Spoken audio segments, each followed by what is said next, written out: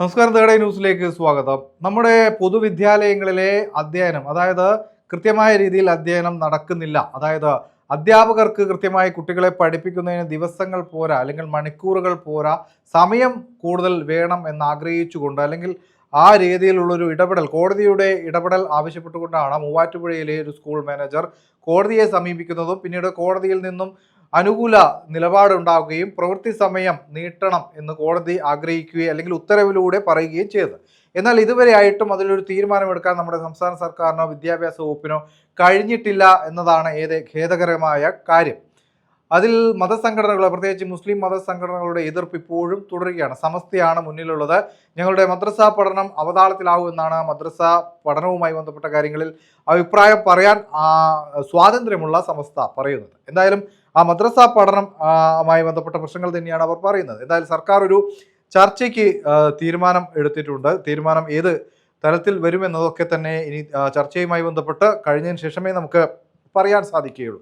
അതോടൊപ്പം സമസ്തയുമായി ബന്ധപ്പെട്ട് സമസ്തയുടെ ചില കാര്യങ്ങൾ സർക്കാരിനോട് സമസ്ത ഇപ്പോൾ ചില കാര്യങ്ങൾ പറഞ്ഞിട്ടുണ്ട്. അതിൽ ഏറ്റവും പ്രധാനപ്പെട്ടത് വൈകിട്ട് അരമണിക്കൂർ നേരം കൂടി സ്കൂളുകൾ പ്രവർത്തിക്കണം. അതായത് വൈകിട്ട് വേണമെങ്കിൽ അരമണിക്കൂർ കൂടുതലായി എടുത്തോ എന്നാണ് സമസ്ത പറയുന്നത്. പക്ഷേ ഇത്തരം കാര്യങ്ങളൊക്കെ സർക്കാർ ഇനി എങ്ങനെയാണ് തീരുമാനിക്കുക, അല്ലെങ്കിൽ സമസ്തയുടെ ഈ കാര്യങ്ങൾ, അതായത് സമസ്ത മുന്നോട്ട് വെച്ച നിർദ്ദേശം അത് സർക്കാർ കൈക്കൊള്ളുമോ എന്നതാണ് ഇനി അറിയേണ്ടത്. പക്ഷേ നമുക്കറിയാം, സംസ്ഥ എന്ന് പറയുന്നത് ഒരു മതസംഘടനയാണ്. ആ മതസംഘടനയ്ക്ക് ഒരു ജനാധിപത്യ സർക്കാരിൽ ഇടപെടുന്നതിൽ പരിമിതിയുണ്ട് എന്ന് പറയുന്ന ആളുകൾ പുറത്തുണ്ട്. മാത്രമല്ല ഇതൊക്കെ തന്നെ ജാതി മത വർഗീയമായി തന്നെ കാര്യങ്ങൾ വരുന്നു എന്നതിലേക്ക് തന്നെയാണ് ചില സൂചനകൾ വരുന്നത്. അതായത് ഹിന്ദു ഐക്യവേദിയുടെ സംസ്ഥാന അധ്യക്ഷയായിരുന്ന KP ശശികല ടീച്ചർ ഇപ്പോൾ അവരുടെ ഒരു ഫേസ്ബുക്ക് പോസ്റ്റിലൂടെ പറഞ്ഞിരിക്കുന്നത്, ഞങ്ങളുടെ കുട്ടികൾക്ക് സന്ധ്യാസമയത്ത് വീട്ടിലെത്തണം, നാമം ജപിക്കണം, നിലവിളക്ക് കൊളുത്തി നാമം ജപിക്കുന്നത് ഹൈന്ദവ വിശ്വാസ പ്രകാരം ഞങ്ങൾക്ക് പ്രധാനപ്പെട്ടതാണ് എന്ന് പറഞ്ഞുകൊണ്ട് അവർ രംഗത്ത് വന്നിട്ടുണ്ട്. അപ്പോൾ ഇത്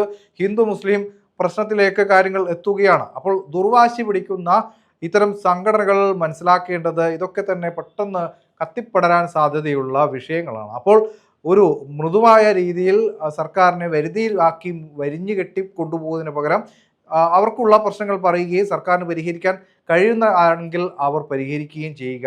അല്ലെങ്കിൽ ഇങ്ങനെ സന്ധ്യാസമയത്ത് നാമജപവും അതേപോലെ നാളെ ക്രൈസ്തവ സംഘടനകൾ ഞങ്ങൾക്ക് കൊന്ത ചൊല്ലണം, ജപമാല ചൊല്ലണം എന്നൊക്കെ പറഞ്ഞ് സന്ധ്യാസമയം ഞങ്ങൾക്ക് പഠനത്തിന് താല്പര്യമില്ല എന്നൊക്കെ പറഞ്ഞ് വന്നു കഴിഞ്ഞാൽ എന്താവും നമ്മുടെ നാട്ടിൻ്റെ സ്ഥിതി എന്ന് കൂടി ഓർക്കേണ്ടതാണ്. സർക്കാരും ഇതിന് വളം വെച്ച് കൊടുക്കരുത് എന്ന് മാത്രമേ പറയാനുള്ളൂ. അതോടൊപ്പം പ്രായോഗികമായി ചില ബുദ്ധിമുട്ടുകളുണ്ട്.